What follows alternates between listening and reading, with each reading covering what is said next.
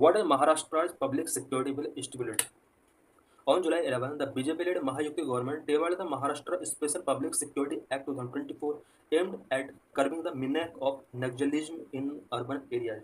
11 जुलाई को महाराष्ट्र की BJP lead Mahayuti government ने Maharashtra special public security act pass pass किया है, जिसका एम अर्बन एरियाज में नक्सलिज्म के मीना को कर्ब करना है, उसको कंट्रोल करना है। The provisions of the proposed bill which allow the state to declare any organisation as unlawful. ये जो प्रोपोज्ड बिल है, इसके अंदर एक प्रोविजन किया गया है कि स्टेट को ये पावर दी जाती है कि अनलॉफुल ऑर्गेनाइजेशन अगर कोई है तो उसको स्टेट की तरफ से अनलॉफुल डिक्लेयर किया जाए। यानी अगर लगता है कि अनलॉफुल एक्टिविटी ग्रुप के अंदर हो रही है, ऑर्गेनाइजेशन के अंदर हो रही है, तो स्टेट को पावर दी जाती है कि उस ग्रुप को ये अनलॉफुल ऑर्गेनाइजेशन डिक्लेयर कर सकता है with offences categorised as cognizable and non bailable has raise concern and is being dubbed the urban Naxal law. और इसके अंदर ऑफेंस जो कैटेगराइज किए गए हैं वो कॉग्निजेबल ऑफेंस हो सकता है, नॉन बेलेबल ऑफेंस है। The Maoist hit state of Andhra Pradesh, Telangana, Chhattisgarh, and Odisha have already implemented Public Security Act to prevent unlawful activity. कुछ स्टेट जहाँ पर जो कि माउस्ट हिट स्टेट के रूप में जाने जाते हैं, जैसे आंध्र प्रदेश, तेलंगाना, छत्तीसगढ़ एंड ओडिशा, ये वो स्टेट हैं जिन्होंने अनलॉफुल एक्टिविटीज को प्रिवेंट करने के लिए पहले से ही पब्लिक सेफ्टी एक्ट इंप्लीमेंट कर रखे हैं। Why was the bill propose? ये जो बिल लाया गया है इसको क्यों लाया गया है? Nextalism is increasing from rural areas to urban areas through frontal organization. These active frontal organization of Naxal groups give constant and effective support in terms of logistics and safe refuge to its armed cadre. Naxalism rural area से लेकर के urban areas में महाराष्ट्र के अंदर frontal organisation के through ये increase हो रहा है। ये जो फ्रंटल ऑर्गेनाइजेशन हैं नक्सल ग्रुप के, ये नक्सलिस्ट को constant and effective support provide करते हैं लॉजिस्टिक्स के मामले में या सेफ रिफ्यूजीज के मामले में, आर्म्ड के मामले में ये नक्सलिस्ट को सेफ ये जो ऑर्गेनाइजेशन है सेफ हेल्प उन्हें एक तरीके से प्रोवाइड कराते हैं। Some unlawful groups propagate their ideology of armed rebellion against the constitutional mandate and disturb public order in the state. कुछ अनलॉफुल ग्रुप्स हैं जो कि कॉन्स्टिट्यूशनल मैंडेट के अगेंस्ट अपना आइडियोलॉजी आर्म्ड रिबेलियन के थ्रू शो करते हैं और ये पब्लिक ऑर्डर को कहीं ना कहीं स्टेट के अंदर डिसरप्ट करने का काम करते हैं। इट मीन्स ये जो अनलॉफुल ग्रुप हैं ये नहीं चाहते कि कॉन्स्टिट्यूशन के अकॉर्डिंग रूल एंड रेगुलेशन को फॉलो किया जाए, ये चाहते हैं कि इनके अपने बनाए हुए रूल्स एंड रेगुलेशन ही सोसाइटी के अंदर प्रिवेल रहे। Therefore the government consider to enact special law for more effective prevention of unlawful activity. यही वजह है कि गवर्नमेंट ने प्लानिंग किया है कि एक इस तरह के अनलॉफुल एक्टिविटी को प्रिवेंट करने के लिए मोर इफेक्टिव लॉ होना चाहिए। How different is it from UAPA?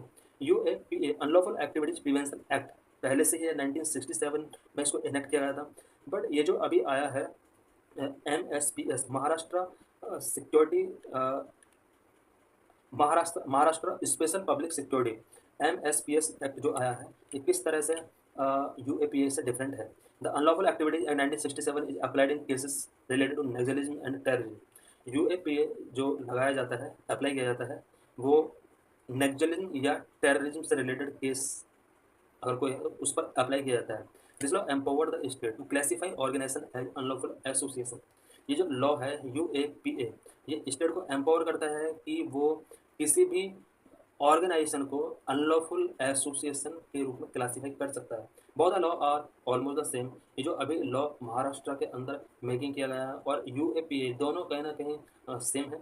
In the MSPS act an advisory board of 3 persons which are or have been qualified to be appointed as judge of the High Court shall oversee the confirmation process, while under UPA tribunal led by the High Court judges verify the state's declaration। MSPS जो act है इसमें conformation process के oversee करने के लिए 3 persons का यहाँ पर एक बोर्ड होगा जो कि जज of the high court level के उसमें पर्सन होंगे या फिर हाई कोर्ट के जज ही होंगे। ये कंफर्म करेंगे कि यूएपी इम्पोज किया जाएगा या एमएसपीएस एक्ट इम्पोज किया जाएगा। यूएपीए के अंदर एक ट्राइब्यूनल बोर्ड होता है जो कि हाई कोर्ट के जज वेरीफाई करते हैं कि स्टेट ने जो ये अनलॉफुल एसोसिएशन डिक्लेयर किया है किसी पर्टिकुलर ग्रुप को, ये सही है या नहीं है, वेरीफाई करता है इसमें tribunal board. If the proposed legislation is passed, it would allow the state police and security agents to arrest individuals without a warrant and often without informing them of the charges. अगर महाराष्ट्र के अंदर ये bill act में convert हो जाता है, पास हो जाता है, तो ये स्टेट की पुलिस और सिक्योरिटी एजेंसीज को ये पावर दे देगा कि वो इंडिविजुअल को विदाउट वारंट अरेस्ट कर सकती है। चार्जेस क्या क्या फ्रेम हुए, विदाउट चार्जेस इंफॉर्मेशन उसको अरेस्ट कर सकती है। All offences under this act would be cognizable and non bailable. इस एक्ट के अंडर जितने भी ऑफेंसेस होंगे वो कॉग्निजेबल होंगे एंड नॉन बेलेबल होंगे, यानी इसमें बेल का कोई प्रोविजन नहीं होगा। व्हाट आर इट्स की प्रोविजंस? अब इसके की प्रोविजंस क्या हैं, ये जो अभी महाराष्ट्र के अंदर एक्ट लाया गया है, बनाया गया है, बिल लाया गया है, अभी एक्ट बनना बाकी है, तो इससे क्या प्रोविजन है? The MSPS Act empowered the state to designate any suspected organization as an unlawful organization and outline four offences for which a person may be penalized. MSPS act state को ये power देता है, empower करता है कि वो किसी suspected organisation को अनलॉफुल ऑर्गेनाइजेशन डिक्लेयर कर सकता है, और इसके लिए फोर ऑफेंसेस यहाँ पर फिक्स किए गए हैं, जिनमें किसी भी पर्सन को अगर वो इन ऑफेंसेस को कमिट करता है तो उसको पेनलाइज किया जाएगा। Number, being a member of an unlawful organisation, being a member and raise fund for an unlawful organisation और harbors any member of the unlawful organization, whoever manage or assist in the management of an unlawful organization or promote or assist promoting a meeting. Number 4, whoever commit or abets or attempts to commit or plan to commit any unlawful activity. These offences carry sentences ranging from 2 to 7 years along with fine between rupees 2 lakh and rupees 5 lakh. अगर कोई भी person in offences को carry करता है तो उसके लिए 2 year से लेकर 7 ईयर तक का सेंटेंस हो सकता है। फाइन की अगर बात की जाए 2 लाख से 5 लाख